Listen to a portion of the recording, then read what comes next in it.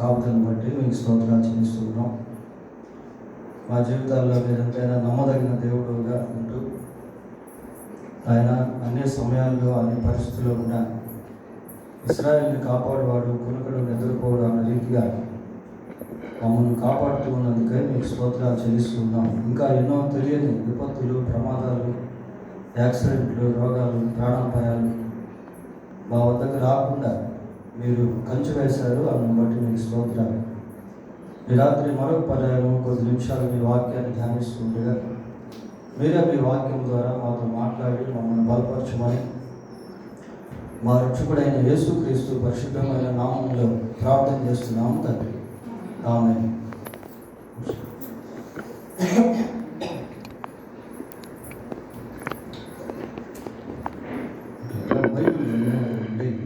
పేతురు రాసిన మొదటి పత్రిక 5వ అధ్యాయము. పేతురు రాసిన మొదటి పత్రిక 5వ అధ్యాయము 6వ వచనాన్ని చదువుకుందాం.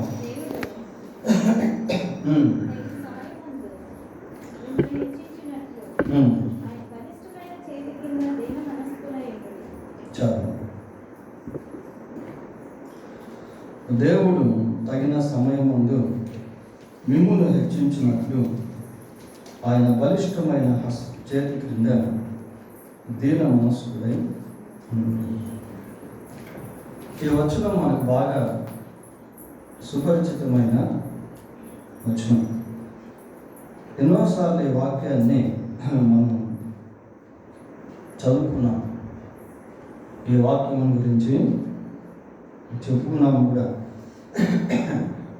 ఈ వాక్యాన్ని కొంచెం విపులీకరించి గమనించి ధ్యానించినట్లయితే ఇందులో మన జీవితానికి ఎంతో ఊరటనిచ్చేటువంటి, ఆదరణ కలిగించేటువంటి, బలపరిచేటువంటి, ప్రోత్సాహపరిచేటువంటి, ధైర్యపరిచేటువంటి మాటలు కనిపిస్తాయి.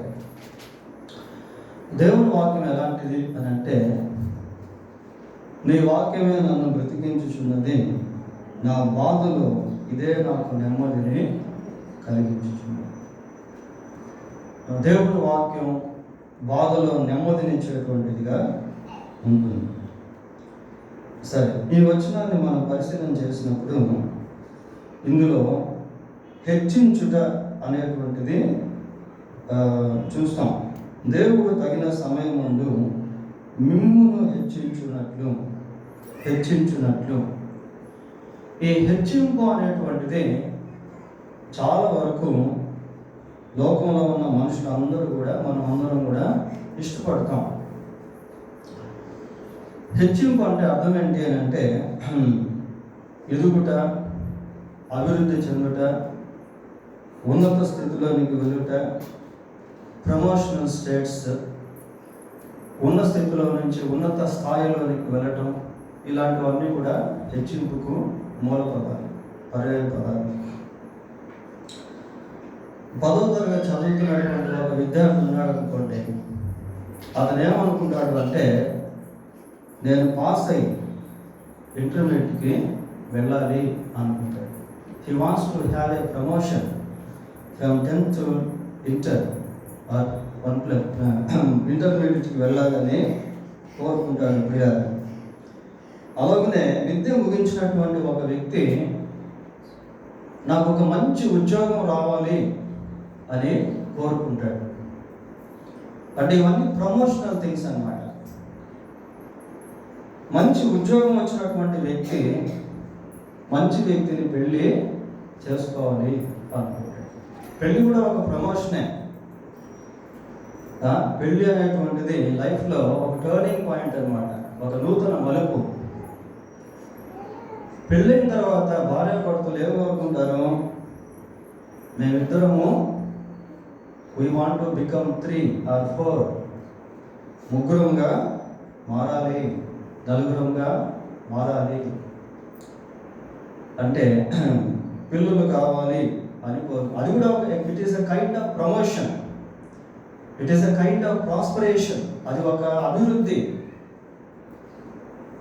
కనుక మానవ జీవితంలో ఈ హెచ్చింపు అనేటువంటిది ఆల్మోస్ట్ ప్రతి ఒక్కరు కూడా ఆశపడతారు. పిల్లలు మొదలుకొని పెద్దవారి వరకు, అన్యులు, ఈవెన్ ఎథిస్ట్, నాస్తికులు అందరూ కూడా హెచ్చింపు పొందుకుంటారు. పిల్లలు లోకపరంగా ఆలోచన చేసినప్పుడు లోకంలో ఉన్నటువంటి మనుషులు కూడా ఎలాంటి ఆలోచనలు కలిగి ఉంటారు అంటే, డబ్బు సంపాదిస్తున్నాడు అనుకోండి, ఆ డబ్బు సంపాదించేటువంటి వ్యక్తి ఇంకా డబ్బు సంపాదించాలి, 1 కోటి రూపాయలు ఉంది, ఇంకో 1 కోటి రూపాయలు సంపాదిస్తే బాగుంటుంది అనుకుంటారు. 2 కోట్లు సంపాదించిన తర్వాత ఇంకా 1 కోటి రూపాయలు సంపాదించాలి అనుకుంటారు. అంటే ఒక హెచ్చింపు అన్నమాట. స్థాయి నుంచి ఇంకొక స్థాయికి వెళ్ళిపోవడం, లెవెల్స్. ఒక ల్యాండ్ కొన్నాడు అనుకోండి, ఒక పొలం, ఇంకొక పొలం కొనాలి అనుకుంటాడు. ఈ 2 అమ్మేసి ఇంకో దగ్గర 4 పొలాలు కొనాలి అనుకుంటాడు. భవనం కట్టేటువంటి వాళ్ళు ఇంకొక భవనం కట్టాలి, ఇంకొక ఇల్లు కట్టాలి. ఇటువంటి మనస్సు లోకంలో చాలా వరకు అందరూ కూడా కలిగి ఉంటారు. పిల్లలు బైబిల్ గ్రంథాన్ని పరిశీలించినప్పుడు భక్తులను గురించి, భక్తిహీనులను గురించి ఎంతో స్పష్టంగా దేవుడు రాయించాడు. కొన్నిసార్లు మనం గమనించినప్పుడు విశ్వాసుల కంటే అవిశ్వాసులు ఎంతో అభివృద్ధి చెందడం, గొప్ప స్థాయిలోకి వెళ్ళిపోవడం, బాగా డబ్బులు సంపాదించడం, మంచి మంచి ఉద్యోగాలను రాణించడం, ఇలాంటి సహజం కనబడుతూ ఉంటాయి. ఫర్ ఎగ్జాంపుల్, మనం లూకా సువార్త 16వ అధ్యాయంలో ధనవంతుడు లాజరు గురించి చూస్తాం. వీళ్ళిద్దరు ఎవరు దేవుని నమ్ముకున్నాడు? లాజరు దేవుని నమ్ముకున్నాడు. కానీ లాజరు పరిస్థితి ఎలా ఉంది? దరిద్రుడిగా ఉన్నాడు, ఒళ్ళంతా పురుగులు, తినేదానికి సరిగా తిండి లేదు. కానీ ధనవంతుడు దేవుని నమ్ముకోలే. కానీ అతని స్థితి ఎలా ఉంది? ప్రతిరోజు సుఖపడతా ఉన్నాడు. మామూలు సుఖం కాదు, బహుగా సుఖపడతా ఉన్నాడు. ఊదారంగ వస్త్రాలు ధరించుకుంటా ఉన్నాడు. పేరు ప్రఖ్యాతులు కలిగినటువంటి వాడిగా ఉన్నాడు. అతను ఏది అనుకుంటే అది చేసేటువంటి వాడిగా ఉన్నాడు. ఆ డిఫరెన్స్ చూడండి అలా అనిపిస్తుంది. అది ఇదేంటి, మనం దేవుని నమ్ముకొని కూడా మన జీవితంలో ఈ దరిద్రత, మన జీవితంలో ఈ వెనక్కు వెళ్ళిపోయినటువంటి స్థితి, వృద్ధి లేనటువంటి స్థితి, పడిపోయినటువంటి స్థితి, పైకి ఎదగలేనటువంటి స్థితి, ఉన్న ఉద్యోగానికంటే ఇంకా దిగజారిపోయిన స్థితిలోకి వెళ్ళిపోతా ఉన్నామే అని కొన్నిసార్లు మనకు అనిపిస్తూ ఉంది. పిల్లలు 73వ కీర్తన 3వ వచనం చదవండి. 73వ కీర్తన 3వ వచనం. భక్తిహీనుల క్షేమము నా కంట పడినప్పుడు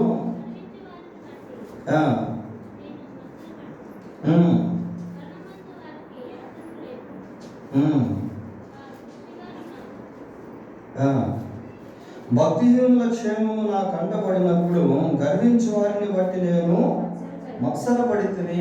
భక్తిహీనులు క్షేమంగా ఉన్నారు అంటే ఒక బిలీవరు ఒక అన్బిలీవర్ని పరిశీలిస్తా ఉన్నాడు. అదన్నమాట ఈ కీర్తన. ఒక విశ్వాస అవిశ్వాసాన్ని పరిశీలిస్తూ ఉంటే, లేక ఒక భక్తుడు ఒక భక్తిహీనుడిని పరిశీలిస్తూ ఉంటే అతనికి అన్నీ కనిపిస్తూ ఉన్నాయి. ఏం కనిపిస్తున్నాయి? భక్తిహీనులు భక్తిహీనుల క్షేమము నా కంట పడినప్పుడు అంటే ఏంటంటే భక్తిహీనులు చాలా క్షేమంగా ఉంటారు.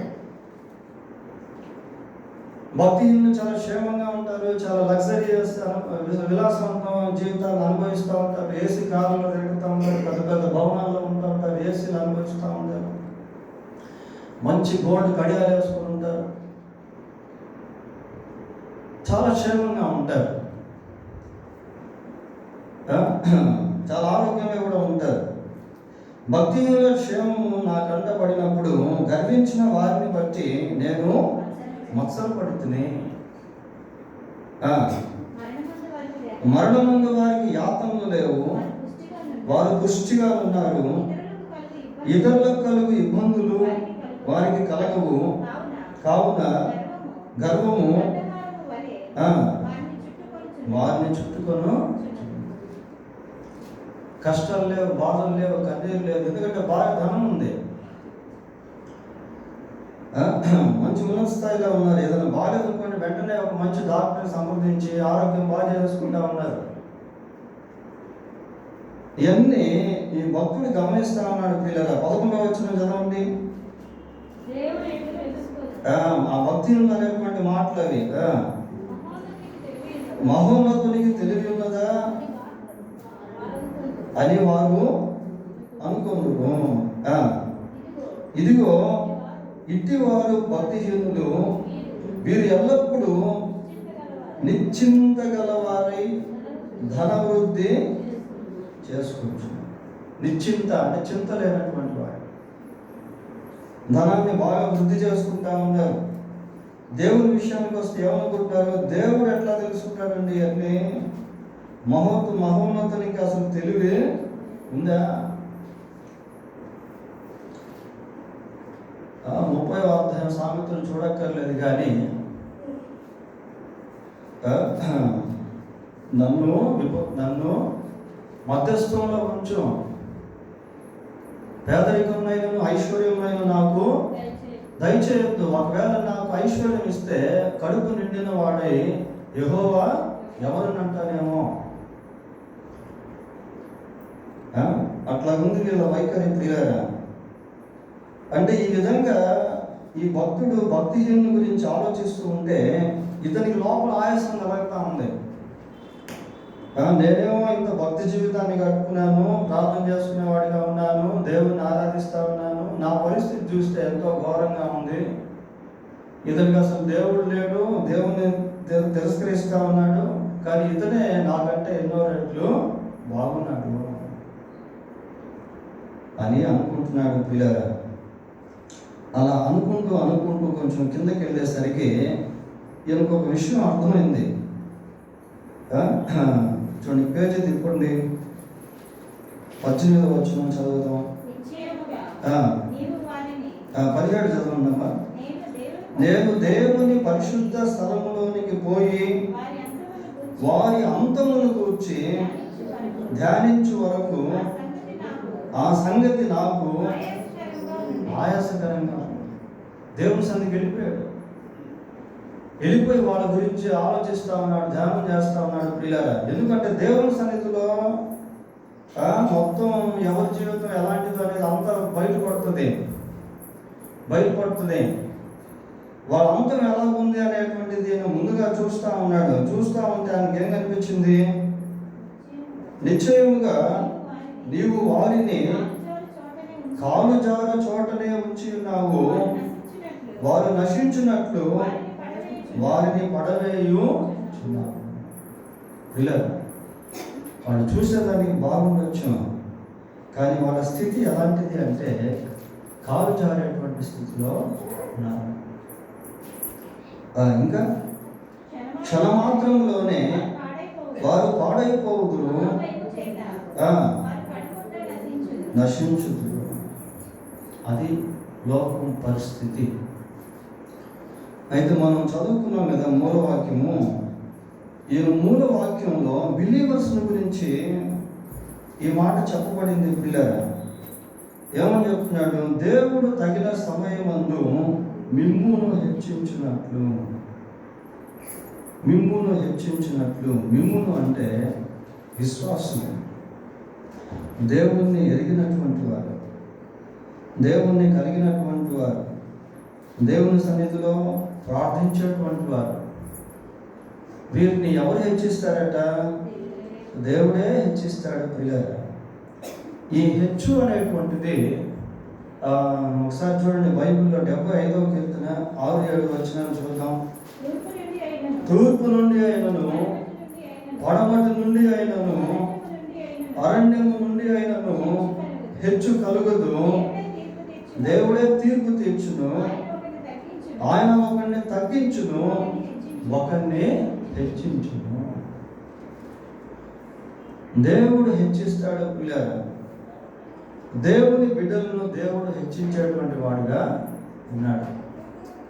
అయితే ఈ వచనంలో మనం గమనించాల్సింది ఏంటి అని అంటే తగిన సమయమందు అనేటువంటిది చూస్తా ఉన్నాం. తగిన సమయము అంటే ఈ సమయం మంది కాదు,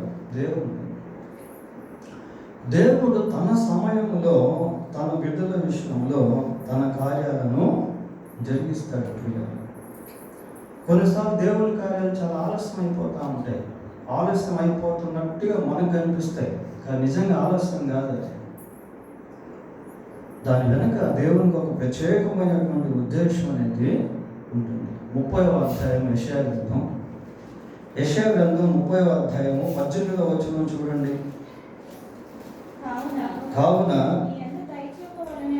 మీ యందు దయ చూపవలెనని యెహోవా ఆలస్యము చేయుచున్నాడు. Why God is delaying? ఎందుకు దేవుడు ఆలస్యం చేస్తూ ఉన్నాడు?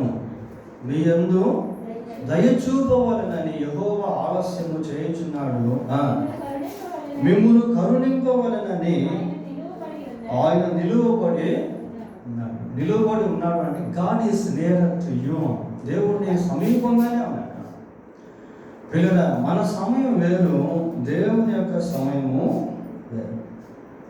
దేవుని సమయం వరకు మనం కాచుకొని ఉంటే, వేచి ఉంటే, దేవుడు ఇచ్చేటువంటివి చాలా శ్రేష్టమైనటువంటివిగా ఉంటాయి.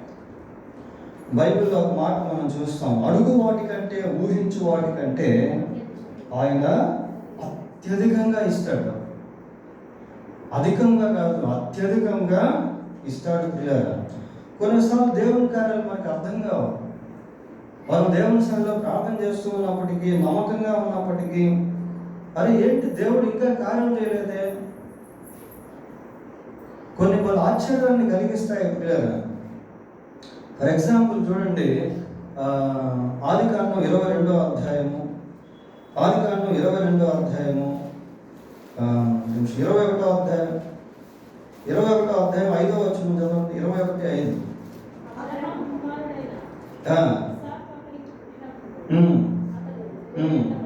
నూరేళ్ల వాడు అంటే అబ్రహాముకి ఇస్సాకు జన్మించినప్పుడు అబ్రహాం వయసు ఎంత అంట? 100 years. పిల్లలు, 100 సంవత్సరాల వయసు. మరి గర్భఫలం యెహోవా ఇచ్చే బహుమానం కదా. మరి అబ్రహాము దేవుణ్ణి వెంబడించేటువంటి సమయంలో అబ్రహాము వయసు ఎంత? 75 years. పిల్లలు, 75 సంవత్సరాల వయసులో దేవుడు అబ్రహామును పిలిచాడు. అప్పటి నుంచి దేవుణ్ణి విడువకు వెంబడిస్తూ ఉన్నాడు. మరి 25 సంవత్సరాలు పట్టింది పిల్లోని ఇచ్చేసరికి, గర్భఫలాన్ని ఇచ్చేసరికి. అంత టైం అవసరమా? శారాకు 90 సంవత్సరాలు సుమారుగా, అబ్రహాంకు 100 సంవత్సరాలు. మరి ముందే ఇవ్వచ్చు కదా. సరే, దీన్ని పక్కన పెట్టండి. అదే ఆదికాండం 25వ అధ్యాయము 20-21 వచనాలు కింద, ఇస్సాకు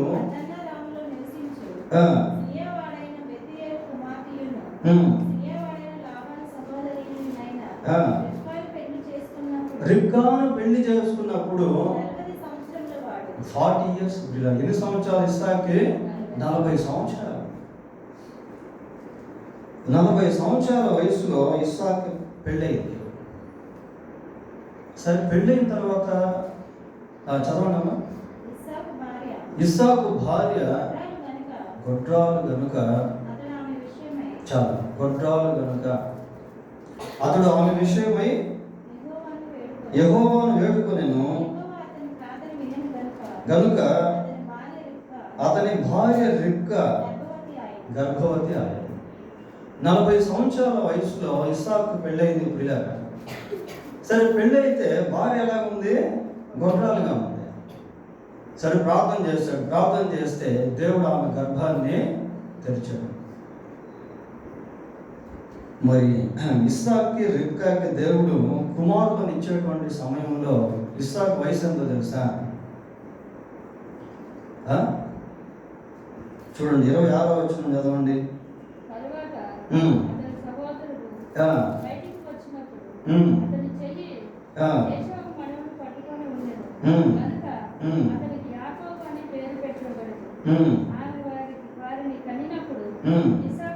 ఇస్సాకు 60 ఏళ్ళు వాడు. పెళ్ళి ఎప్పుడైంది? 40 సంవత్సరాలప్పుడు పెళ్ళైంది పిల్లరా. పిల్లలు పుట్టేసరికి వయసు ఎంత? 60 సంవత్సరాలు, 20 సంవత్సరాలు గ్యాప్ వచ్చింది. అక్కడేమో 25 సంవత్సరాలు అబ్రహాం విషయంలో. పోనీ ఇక్కడైనా త్వరగా ఇచ్చేవచ్చు కదా. 60 సంవత్సరాల వయసులో దేవుడు పిల్లలు ఇచ్చాడు. పిల్లరా, అది భౌతికంగా మనం ఆలోచిస్తే అబ్రహాం విషయంలో ఆలస్యమే, ఇస్సాకు విషయంలో ఆలస్యమే. కానీ దేవుడి విషయంలో ఇట్ ఈస్ రైట్ టైం, అది కరెక్ట్ సమయం. ఎందుకు అంటే మనం యేసు ప్రభు యొక్క జీనియాలజీని పరిశీలించినప్పుడు, వంశావళిని పరిశీలించినప్పుడు ఒక టైం లైన్ అనేది మనకు కనిపిస్తుంది.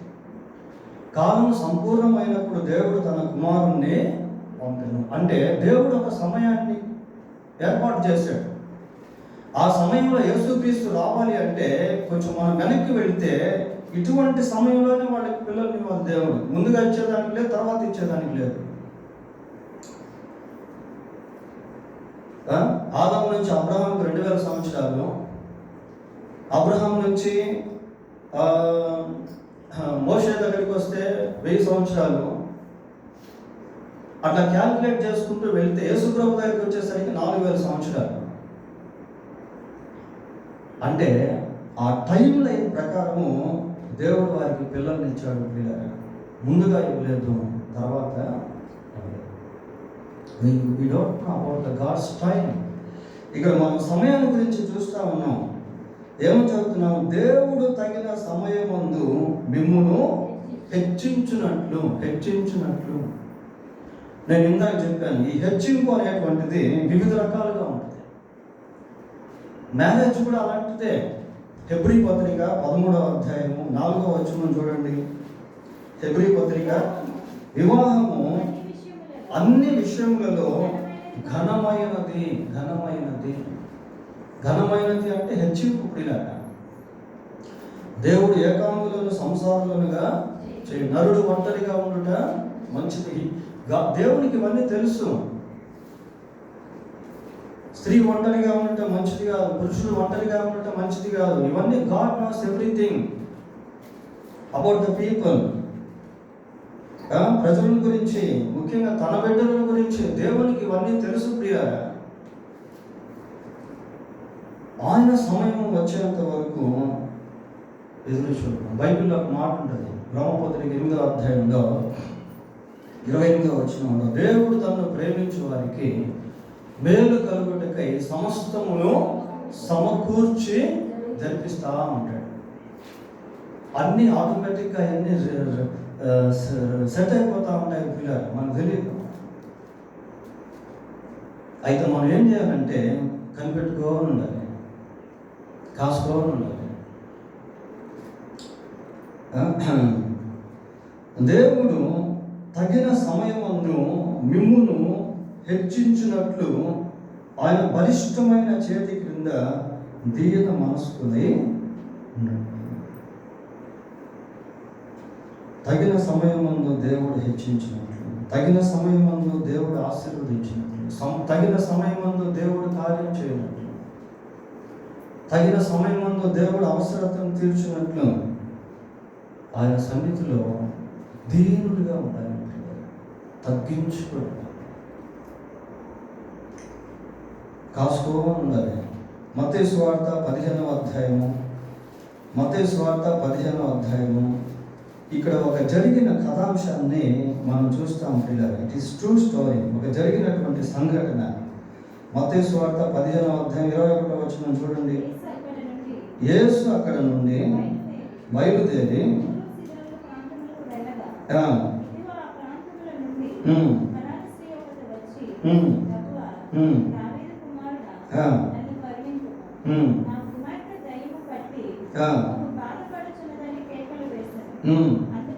అందుకు ఆయన ఆమెతో ఒక్క మాట అయినను చెప్పలేదు.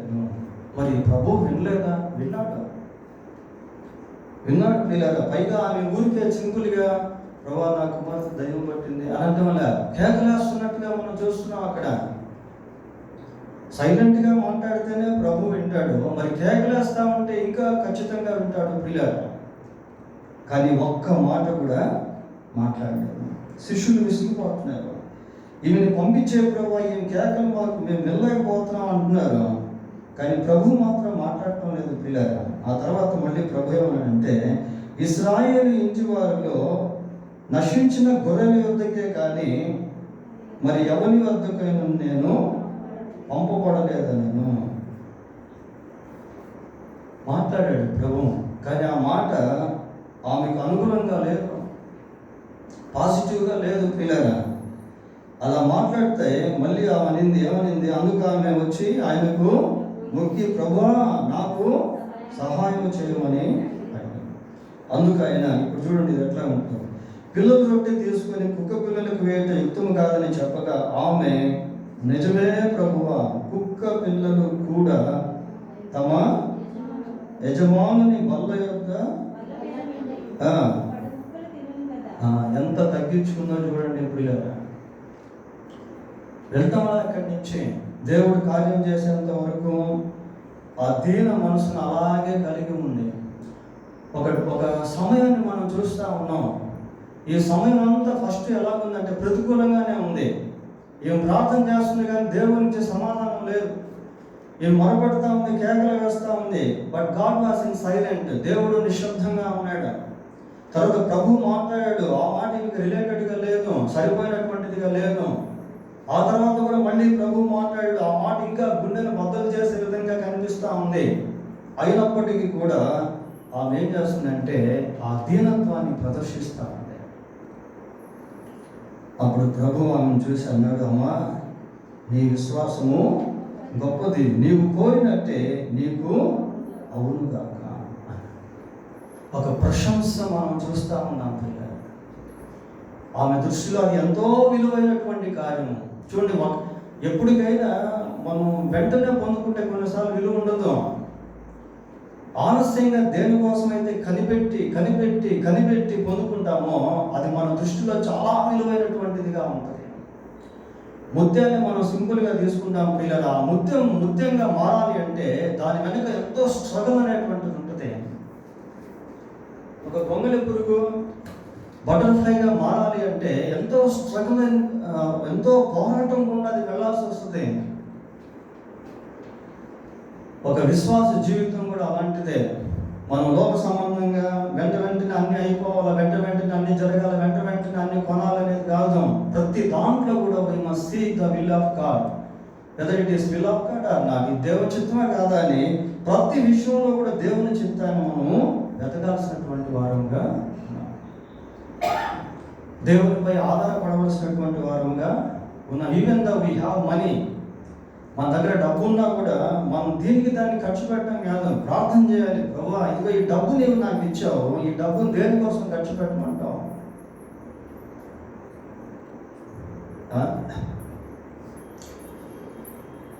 యాకోబు ఒక మాట అంటాడు, ఏమంటాడంటే చూడండి ఒకసారి, మనకు తెలిసిన మాటే కదా. యాకోబు రాసిన పత్రిక 4వ అధ్యాయము, యాకోబు రాసిన పత్రిక 4వ అధ్యాయం 15వ వచనం చదవండి. కనుక ప్రభు చిత్తమైతే మనము బ్రతికి ఉండి ఇది అది చేతుమని చెప్పుకున్నాం. ప్రభు చిత్తమైతే మనం బ్రతికి ఉండి, కనుక ప్రతి విషయంలో కూడా దేవుని చిత్తాన్ని వెతకాలి. దేవుడు తగిన సమయం అందు మిమ్మల్ని హెచ్చించినట్లు దేవుడికి ఒక సమయం ఉంటుంది పిల్లలు. ఆ సమయంలో దేవుడు తప్పకుండా కార్యం చేస్తాడు. కార్యం కూడా ఎలా ఉంటుందంటే నువ్వు ఆపాలన్నా ఆపలేవు. No one can stop or cease the act of God when he does. దేవుడు తన కార్యం జరిగించినప్పుడు ఎవ్వరు కూడా దాన్ని ఆపలేరు, ఎవ్వరు కూడా దాన్ని ఆటంకపరచలేరు. ఎర్ర సముద్రాన్ని తెరిచిన దేవుడు ఆ ఎర్ర సముద్రాన్ని ఆయనే మూసాడు. ఎవరు ఆ ఎర్ర సముద్రాన్ని తెరవలేరు, ఎవరు కూడా తెరిచిన ఆ ఎర్ర సముద్రాన్ని మూయలేరు పిల్లలు. దేవుని కార్యాలు కూడా అంతే. ఒకవేళ మన దృష్టిలో, ఇతరుల దృష్టిలో అది ఫెయిల్ అయిపోయినట్టు కనబడవచ్చు, అది ఇంక పనికిరాదు అనుకునే విధంగా కనబడవచ్చు. కానీ దేవునికి అసాధ్యమైనది ఏది కూడా లేదు.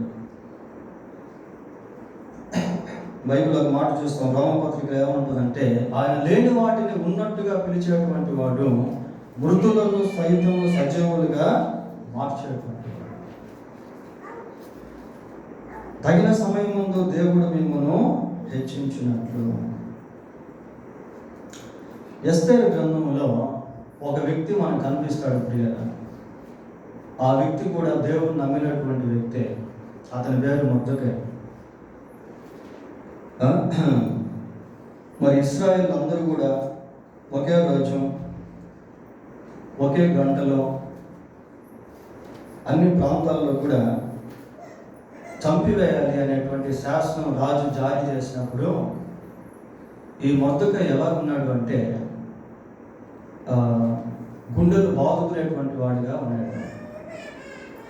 ఆయన స్థితి మనం చూస్తాం. 4వ అధ్యాయం 1వ వచనం చదవండి. ఎస్తేరు గ్రంథం 4:1. తాను బట్టలు చింపుకొని గోనె పట్ట కట్టుకొని బూడిద పోసుకొని పట్టణం మధ్యలో, చూడండి ఒకసారి ఆయన్ని, బూడిద వేసుకున్నాడట, గోనె పట్ట కట్టుకున్నాడట, బట్టలు చింపుకున్నాడట. పిల్లలు చూస్తే ఏమనుకుంటాం మనం? అలాంటి వ్యక్తులు బయట మనకు కనపడితే మనకి ఏమనిపిస్తుంది? ఓ వీళ్ళు పిచ్చోడేమో అనుకుంటాం. ఆ షూషాను కోటలో అందరూ చాలా బాగున్నారు పిల్లలు, కానీ మొర్దెకై పరిస్థితి మాత్రం ఎలా ఉందంటే చాలా దయనీయంగా ఉంది. ఎక్కడో ద్వారం దగ్గర కూర్చుంటున్నాడు, ఎవరికి తెలియనటువంటి వ్యక్తిగా కనపడతా ఉన్నాడు. కానీ ఇతను దేవుని నమ్మినటువంటి వ్యక్తి, దేవుణ్ణి ఎరిగినటువంటి వ్యక్తి. ఒకరోజు రానే వచ్చింది. ఆ గోనె పట్టలన్నీ కూడా తీసివేయబడ్డాయి, ఆ చినిగిపోయినటువంటి వస్త్రాలన్నీ కూడా తీసివేయబడ్డాయి, ఆ బూడిదంతా కూడా తీసివేయబడింది. ఆ తర్వాత మొర్దెకైని మనం చూస్తే ఎట్లా ఉంటాడో తెలుసా? చూడండి, 8:15 చదవండి. అదే ఎస్తేరు గ్రంథం 8:15. అప్పుడు మొర్దెకై ఊదా వర్ణమును ఎరుపు వర్ణమును గల తెలుపు వర్ణమును గల రాజ వస్త్రమును బంగారపు పెద్ద కిరీటమును అవిసె నారతో చేయబడిన ధూమ్ర వర్ణము గల వస్త్రములను ధరించుకొనిన వాడై. అంతకుముందు ఇప్పుడు చూడండి, అంతకుముందు గోనె పట్ట, ఇప్పుడు ఎలా ఉన్నాడు? రాజవస్త్రాలు ధరించుకున్నాడు. పిల్లల పరిస్థితులు ఎప్పుడు ఒకే విధంగా ఉండవు. When God changes the situation, everything will be changed. దేవుడు పరిస్థితిని మార్చినప్పుడు సంస్థలు మారిపోతాయి, అన్ని పరిస్థితులు కూడా మారిపోతాయి.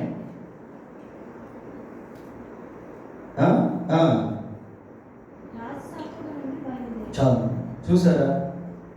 ఆ 4వ అధ్యాయంలో కనిపించే మొర్దెకై ఈ 8వ అధ్యాయంలో ఎలా కనిపిస్తున్నాడు?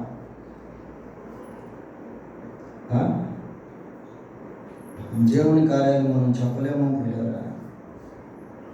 బైబిల్లో రూతుని గురించి మనం చూస్తాము. రూతు మోయాబు, మరి బెత్లెహేముడైనటువంటి వ్యక్తిని వివాహం చేసుకుంది. వారిద్దరు కలిసి కాపురం చేశారు. వారికి వివాహం 10 సంవత్సరాలు అయింది, కానీ పిల్లలు లేరు. భర్త చనిపోయాడు. ఏం చేయాలో అర్థం కానటువంటి పరిస్థితి, ఎక్కడికి వెళ్ళాలో తెలియనటువంటి పరిస్థితి. కానీ దేవుడు అంటే అభిమానం, దేవుడు అంటే విశ్వాసం, దేవుడు అంటే నమ్మకం, దేవుడిని బహిరంగ అంగీకరించినటువంటి వ్యక్తి, కానీ అనాథలాగా ఉన్నటువంటి వ్యక్తి. అయితే మోయాబు నుంచి తిన్నగా బయలుదేరి బెత్లెహేముకు చేరుకుంది. ఆమె వచ్చింది బెత్లెహేముకు అని మనం అనుకుంటున్నాం, కానీ ఆమె వచ్చినటువంటి ఆ స్పిరిచువల్ ప్లేస్ ఎలాంటిది అని అంటే, చూడండి 2:14 చదువుతాం. రూతు గ్రంథం 2వ అధ్యాయం 14వ వచనం. 2:12 చదవమ్మా.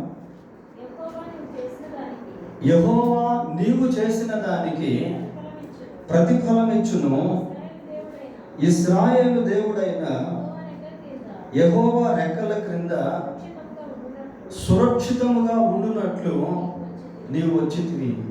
రూత్ ఎక్కడికి వచ్చింది అంటే బెత్లెహేముకే, కానీ she came under the wings of the lord. అయితే ఆమె దేవుని యొక్క రెక్కల క్రిందకి వచ్చింది. పిల్లల రూతుని గురించి మనం ఆలోచన చేస్తే she was very humble women. చాలా దీనురాలుగా మనకు కనిపిస్తుంది. ఆమె యొక్క మాటలు ఆమె యొక్క దీనత్వాన్ని ఎత్తి చూపుతూ ఉన్నాయి. ఆమె యొక్క క్యారెక్టర్, ఆమె యొక్క ప్రవర్తన, ఆమె దీనత్వాన్ని ఎత్తి చూపిస్తూ ఉంది. బోయజు పొలంలో ఆమె ఏం పని చేసేది? పరిగె ఏరుకుంటా ఉండేది. పిల్లల ఇవన్నీ దీనత్వానికి ముంగుడుతున్నాను. పేదరాలు, విధవరాలు, అనాథ, ఎవరు లేనటువంటి వాళ్ళు, ఒక అత్త తప్ప ఇంకెవరు లేరు. అటువంటి రూతును దేవుడు అత్యధికముగా హెచ్చించాడు. ఒకప్పుడు మోయాబురాలు బోయజును వివాహం చేసుకున్న తర్వాత బెత్లెహేమురాలు అయిపోయింది. ఒకప్పుడు అన్యురాలే దేవుని అంగీకరించిన తర్వాత బోయజును వివాహం చేసుకున్నప్పుడు ఇశ్రాయేలురాలుగా మారింది. ఒకప్పుడు పొలంలో పరిగె ఏరుకున్నటువంటి రూతు అదే పొలానికి యజమానురాలు అయిపోయింది. నేను ఇందాక చెప్పాను, వివాహమై 10 సంవత్సరాలైంది, పిల్లలు లేరు. కానీ అదే రూతును దేవుడు ఏం చేశాడు?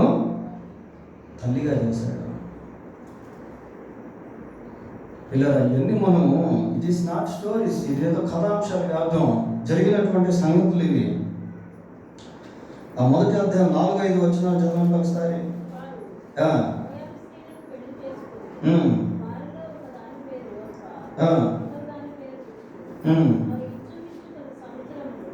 ఇంచుమించు 10 సంవత్సరాలు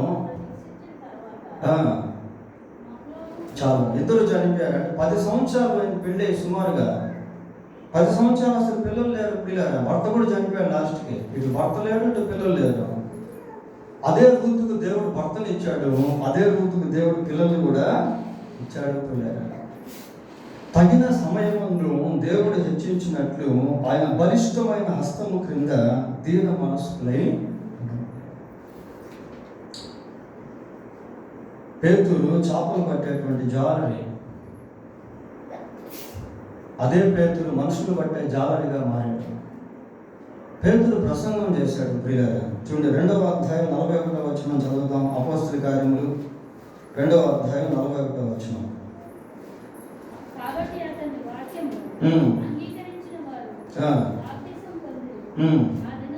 ఆ దినమందు ఇంచుమించు 3,000 మంది చేర్చబడ్డారు. 3,000 ఆత్మలను సంపాదించాడు. ప్రియులారా ఆ తర్వాత మళ్ళీ ప్రసంగం చేస్తే 5,000 మంది మారు మనసు పొందారు. ఇంకా ఎంతమంది తర్వాత మారు మనసు పొందారు మనకు తెలియదు. అయితే పేతురు ద్వారా మనుషుల రక్షణలోనికి వచ్చేదానికి వెంటనే జరగలేదు ఇవన్నీ. ఒకసారి ఆయన బ్యాక్గ్రౌండ్కి వెళ్దాం. లూకా సువార్త 5వ అధ్యాయము, లూకా సువార్త 5వ అధ్యాయం 10వ వచనం చదవండి.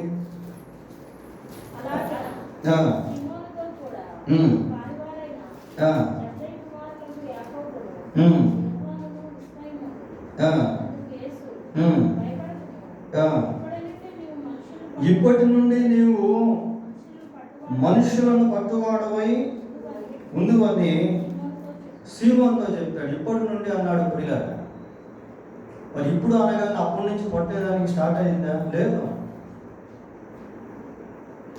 ప్రభుతో కలిసి 3.5 సంవత్సరాలు ప్రయాణం చేశాడు.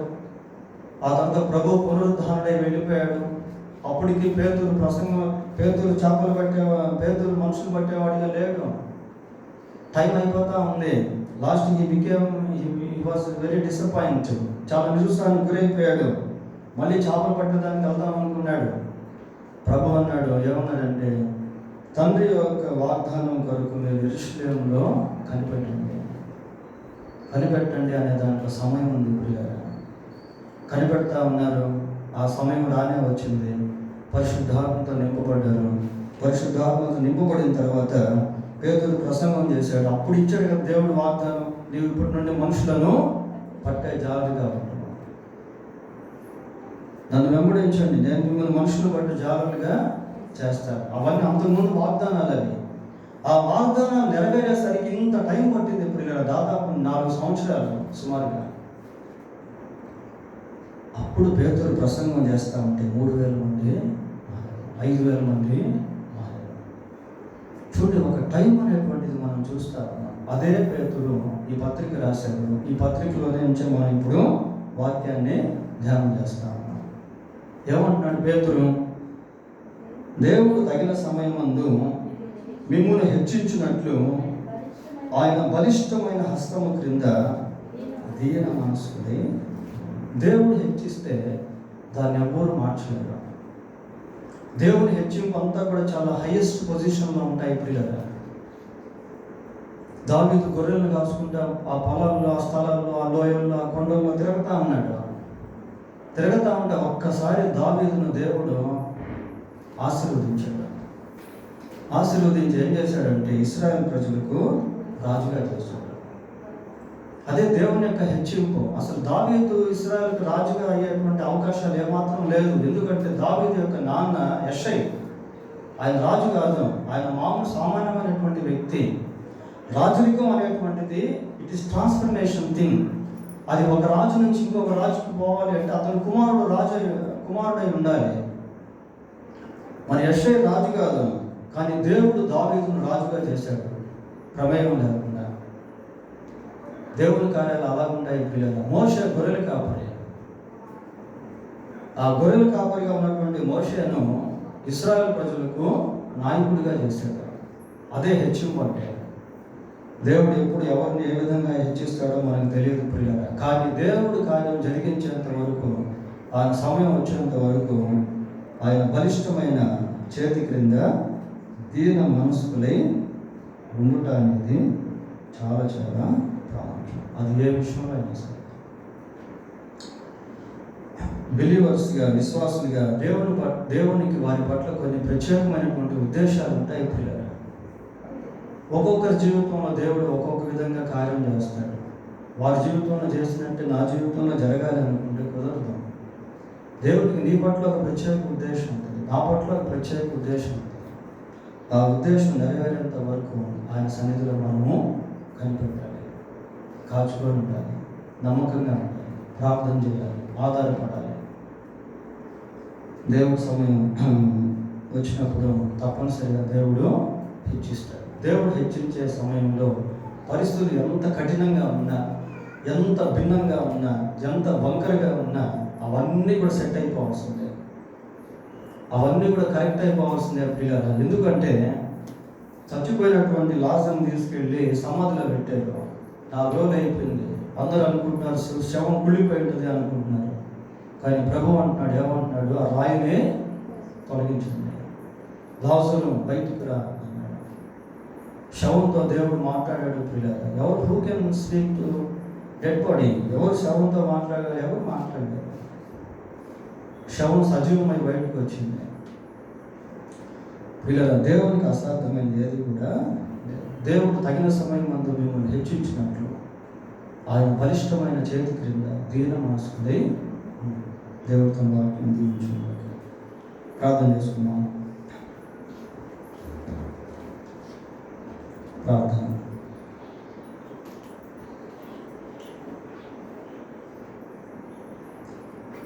కనికరం కలిగిన మా తండ్రి, పరిశుద్ధుడు అయిన మా దేవ, ఈ పాదములకు వందనాలు, స్తోత్రాలు చెల్లిస్తున్నాం. తగిన సమయంలో